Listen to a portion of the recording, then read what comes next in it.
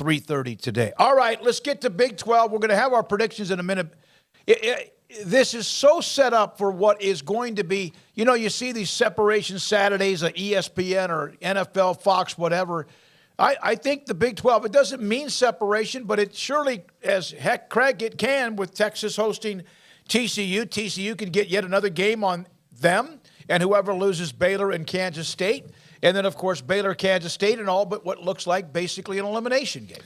No, these are absolutely eliminating. I mean, these are absolutely those types of games. I mean, let's be very clear. That's not kind of what it is. That's what this is. I mean, tomorrow, Kansas State and Baylor, whoever loses that game is all but, probably toast. Kansas is still alive, but they lose tomorrow, they're done. I mean, Texas, TCU. TCU, they lose. Hey, it gets a little bit more interesting because there's still a three-ish team race, but if they beat Texas, they're in. So this is a separation weekend. TCU wins, they are in, and depending on Baylor, K-State, that team's out.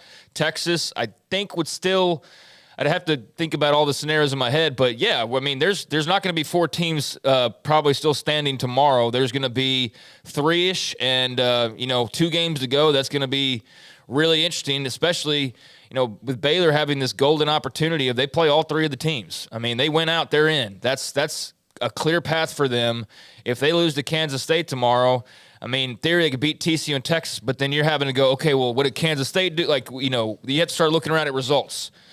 So in terms of just having your destiny in front of you, all 4 Big 12 teams on top have that in front of them, 3 of the 4 teams on top have that in front of them. Kansas State has to win out and get help. But TCU wins out, they're in. Texas wins out, they're in. Baylor wins out, they're in. So, yeah, there's going to be some separation tomorrow. Just which direction it goes is the question mark. Well, and, yeah, if you're a 6-3 team, no matter who you are right now, or a 3-loss team in the Big 12, if those 3 losses are in the Big 12, then you are you don't want to see, the L tomorrow because, again, there would be potentially a path for you, but the math you'd have to do in your head for it to happen, and the hope would not be worth it to sit around and wait. So yeah, you've got to, again, Baylor's got it perfectly ahead of them. Just winning they're in. Texas, same thing. Just winning they're in.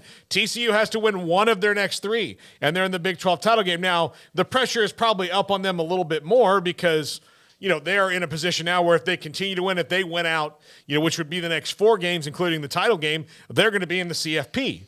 But you can't really get to that point, but you got to start feeling it, I would think, if you're TCU, you're human beings, knowing that there's potential to have a program-changing season right now.